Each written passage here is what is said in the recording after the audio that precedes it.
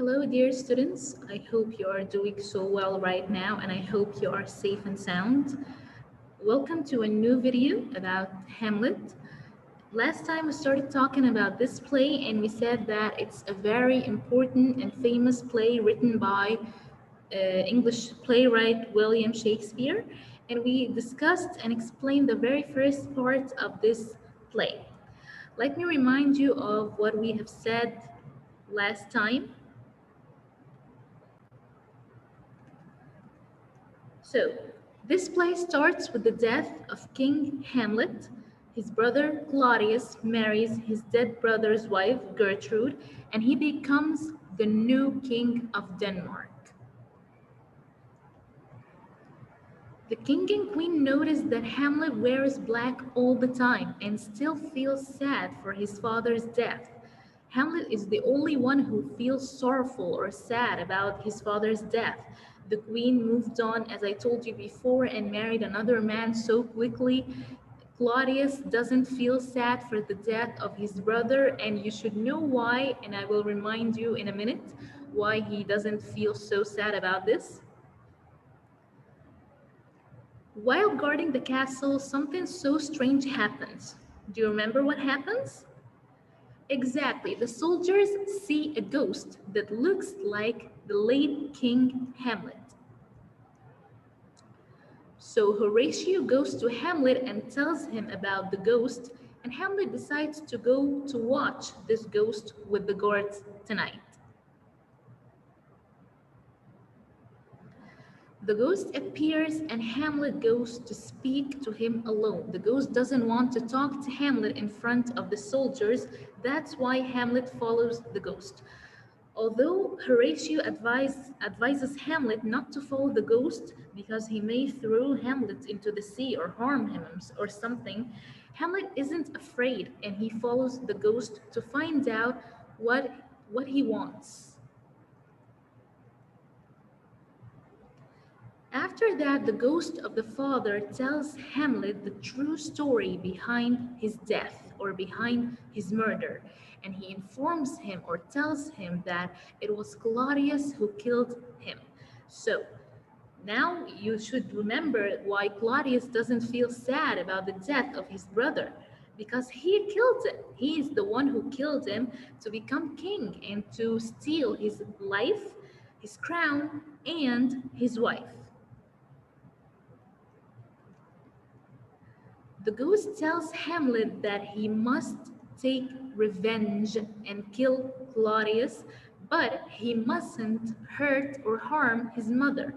So the ghost wants Hamlet to avenge his murder. He wants Hamlet to kill Claudius, but he doesn't want Hamlet to hurt his mother because she's his mother after all.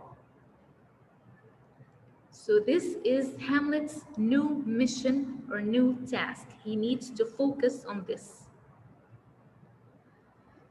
Hamlet doesn't tell Horatio what the ghost has said, but he asks Horatio not to tell anybody about this ghost.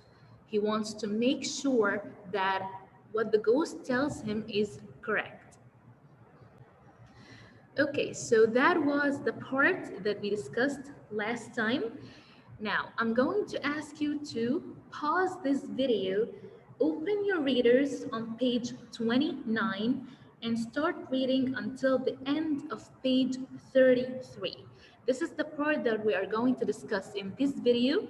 Again, I'm going to remind you, open your readers on page 29, starting from the bottom half of this page.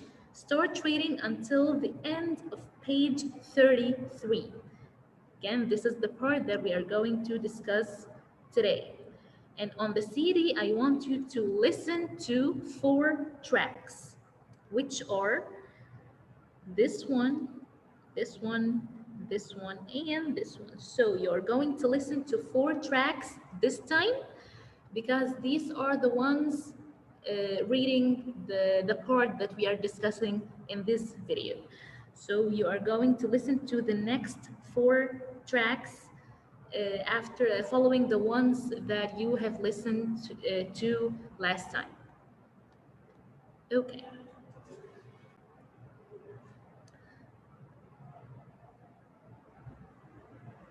So now I assume that you have listened and read the parts and the tracks that I told you to listen to and read.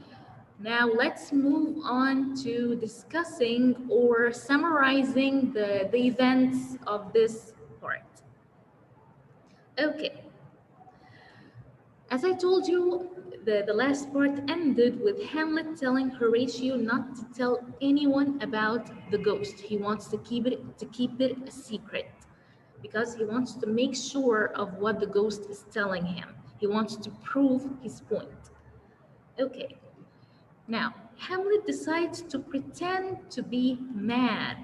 Everybody begins to believe that he is actually mad. Is he actually mad? No, he isn't. But why is he doing this?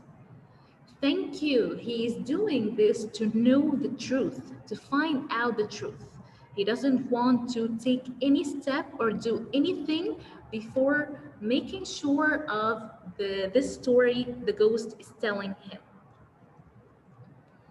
After acting or pretending to be so mad, Claudius sends Hamlet's friends Rosencrantz and Guildenstern to Hamlet to find out what the problem with him was. So Claudius sends Hamlet's friends to him to spy on him. He wants to find out what Hamlet is up to. He is not really assured. He wants to make sure that Hamlet is doing okay and nothing is wrong with him. Rosencrantz and Guildenstern tell Hamlet that there is a group of actors coming to town to act in a play, and he asks them to act a story that is quite similar to his father's death. So Hamlet finds it a good opportunity or a good chance to find out the truth and again to make sure of the ghost story. After that, Hamlet asks Horatio to watch Claudius' face carefully during the play. He wants to watch Claudius' facial expressions. He wants to watch how he's going to react to what is happening in this play to know the truth. Because if the story is true and Claudius actually killed the king, he will feel so nervous when he sees the crime in front of him. This is so frightening to him, of course. Hamlet starts to act strangely towards Ophelia, his girlfriend, and she doesn't understand what has changed him. Of course, you should know, we discussed before that Ophelia is Hamlet's girlfriend, the girl he loves, and she, of course, loves him back. She loves him so much, but she doesn't understand what is wrong with him. She feels so sad that he has changed, and she doesn't understand what is wrong. She doesn't understand what's his problem. After that, the play begins, and the actors act a scene that is similar to the murder of King Hamlet by Claudius. As you can see, this scene or this picture reminds us of the real crime that Claudius has committed before. Of course, now, by watching his expressions, Claudius is shocked. He stops the play and goes out. He doesn't want to stay or watch the play till the end. He feels so nervous. He feels that his secret now is discovered. A servant goes to Hamlet and tells him that his mother wants to see him in her bedroom. And in the queen's room, Polonius, Ophelia's father, hides behind a curtain. I want you to know that the queen, or Gertrude, knows that Polonius is behind the curtain, and he hides to listen to what Hamlet and Gertrude will say to tell Claudius everything. Does he do that? Does he go to Claudius to tell him what happened? No, he doesn't, and you should know that after reading this part, But let's see why he doesn't go to Claudius to tell him what Hamlet and Gertrude have said. When Hamlet goes to see his mother, they argue. He argues with her, accusing her that she has done a terrible thing to his father. What did she do? Exactly, she forgot him so quickly and married another man, and that man is her late husband's brother. So she didn't only forget her husband, she married his own brother. So this is a very terrible thing to Hamlet. Now Gertrude is afraid of Hamlet. She cries for help. She doesn't understand what is wrong with Hamlet. She can't predict what Hamlet can do. She's afraid that he will harm her. So when she cries for help, who stands behind the curtain? Exactly, Polonius. And from behind the curtain, Polonius starts to shout too, help. But who hears him? Hamlet, because Hamlet doesn't know that someone is standing behind the curtain. He thinks that it was Claudius standing behind the curtain. So what happens after that? Hamlet pushes his sword through the curtain, and when he pulls back the curtain, he discovers that he has killed Polonius. So Hamlet thought that it was Claudius behind the curtain, and he finds it a good chance to kill him and to avenge the murder of his father. But to his surprise, when he pulls back the curtain, he discovers that he has killed Polonius, a man that has nothing to do with the crime, the real crime of the murder of late King Hamlet.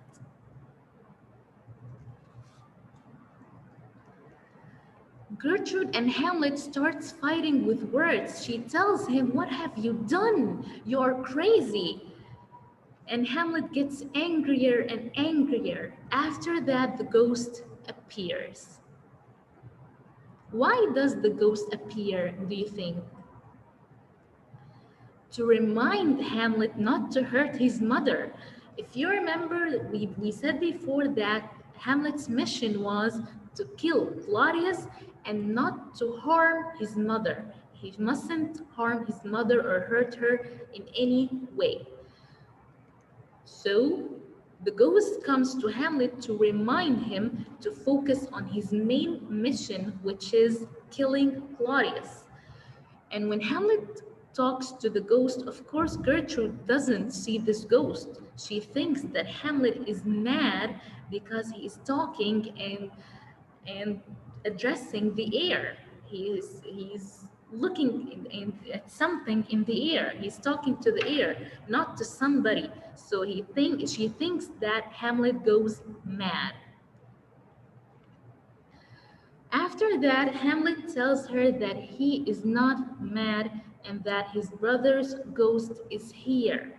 He begs her not to go back to Claudius, but she tells him that he has broken her heart and leaves. She doesn't believe that the ghost of her late husband is in the room with them because she can't see it. She can't see this ghost. That's why she doesn't believe what Hamlet is telling her. So she tells Hamlet, "You have broken my heart," and leaves the room because she is convinced or persuaded that Hamlet is mad and he is imagining things, he is seeing things or talking to things that are not in real life.